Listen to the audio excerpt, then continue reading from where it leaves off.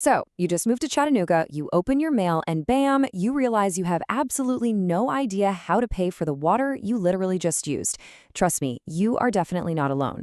Welcome to This Explainer. Today, we are finally demystifying Chattanooga's famously confusing utility billing system. We're going to break the whole shebang down step by step so you can get your account set up, pay those bills efficiently online, and just get back to enjoying your new home. Just take a look at this post from a user over in the Chattanooga subreddit. They wrote, I recently moved into a house but do not know how to pay sewage. Any suggestions? Man, if you're feeling this exact same frustration right now, this explainer is built specifically for you. This system here is notoriously tricky for newcomers, but by the time we wrap up, you'll have a complete step-by-step solution to navigate it like an absolute pro. Okay, let's dive into this. Here's our roadmap for today. We'll cover the Chattanooga utility divide, identifying your water provider, paying your water bill, navigating sewer bill payments, third-party payment apps, and finally, some important final reminders. Section 1, the Chattanooga utility divide. And this brilliantly illustrates the core issue of why billing in this city feels so, fragmented. It all comes down to the physical infrastructure. In Chattanooga, there's a strict structural separation between the water coming into your house and the water going out. Your drinking water, that's supplied by a mix of investor-owned, regulated corporations and localized public utility districts.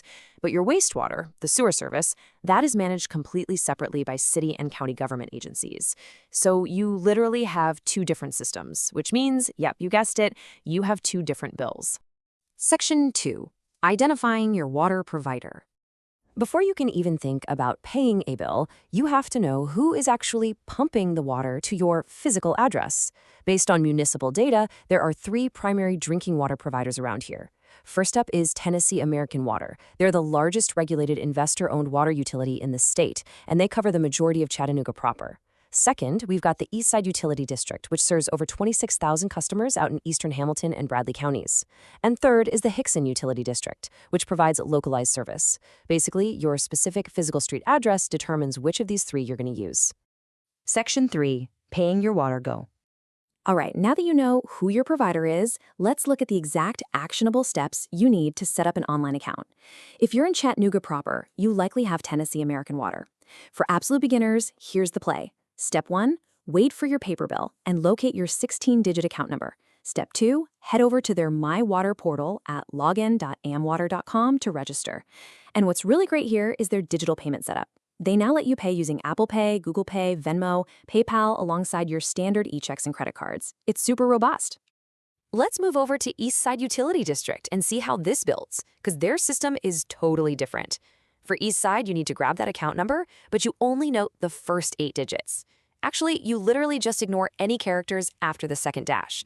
Then you'll need the zip code of your physical service address. And remember, that might actually be different from your mailing address. Take those two pieces of info and register at their WaterSmart portal at eastsideutilityn.watersmart.com. Finally, for you Hickson Utility District customers, your registration process is its own unique thing. You'll need to find the specific digits on your account number that come right before the dash, and you'll pair that with the exact last name listed on the account.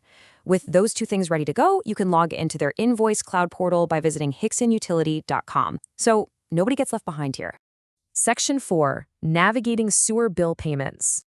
Okay, clear pivot here. We are officially moving away from drinking water and into wastewater. As we talked about earlier, this is a completely separate government system. And frankly, this is where almost everyone gets stuck. Thinking back to our Reddit user who couldn't figure out their sewage account, this is exactly why. It's something called the data handoff delay. When you set up your drinking water account, Tennessee American Water has to physically transmit your new account data over to the city or county government before the government can even generate a sewer account for you. That data handoff naturally takes time, so you literally cannot create your sewer account on day one. So what do? Well, if you live within the city limits, step 1 is honestly just to be patient. You have to wait for your very first mailed statement to arrive in your mailbox. On that physical piece of paper, you'll find a specific billing customer ID. Once you finally have that ID in hand, step 2 is to jump onto sewerpayments.com/Chattanooga.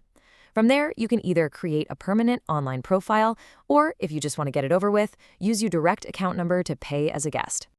Now, if you live out in the unincorporated parts of Hamilton County or the surrounding municipalities, your sewer is managed by the Hamilton County WWTA. Your process is to visit sewerpayments.com/WWTA. And here is a massive pro tip for you. Sign up for autopay using a checking or savings account. By using a direct ACH bank draft, you completely sidestep the standard processing fees charged by their payment processor, JetPay. Now, what's really interesting about this slide is just how much money you can save over the course of a year by paying attention to these fee structures. Look at Tennessee American Water. Cards cost you $1.95 per transaction, but ACH? Totally free. Hickson Utility dings you $3.45 for cards and $2.95 for ACH. Hamilton WWTA charges $2.25 for cards, but again, it's 100% free if you use an ACH bank draft on autopay. Understanding these little fees is absolutely crucial to choosing the cheapest route possible. Section 5. Third-party payment apps. As you start Googling around for ways to pay these bills, you're probably going to stumble across some alternative options. You might see ads for services like Defer It. These are functional tools that actually pay the utility provider on your behalf. For example, Defer It lets you split your water or sewer bill into 4 bi-weekly installments. If you're dealing with a tight budget or just managing your cash flow, this can be a real lifesaver. But just keep in mind, they do charge a monthly membership fee, plus a 99-cent processing fee for every bill they handle. Another platform you'll see popping up all the time is Doxo, which essentially lets you organize all your bills in one single app. But here is the absolutely crucial point. Right there in their own disclaimer, they are completely unaffiliated with the municipal providers. While these third-party apps are definitely convenient and have great interfaces, they're basically middlemen, and they carry their own distinct fee structures. So, rule of thumb, just make sure you know for sure whether you're on the official government site or a third-party application before you hit that checkout button. Section 6. Important final reminders. We have covered a ton of ground today, but before we go, please take note of this important disclaimer. While the information provided in this explainer is accurate to the best of our knowledge, you should always verify any specific rates, terms, convenience fees, or conditions directly with your local water and sewer service providers. Municipal policies and those pesky processing fees can and honestly do occasionally change. All right, I want to leave you with this final provocative thought. If simply paying for the water we use every day requires navigating such a complex, multi-layered system of private corporations, utility districts, and clunky municipal portals, how might future innovations finally streamline our fragmented municipal infrastructure? It's definitely something to chew on the next time you turn on the tap. Thank you so much for learning with us today.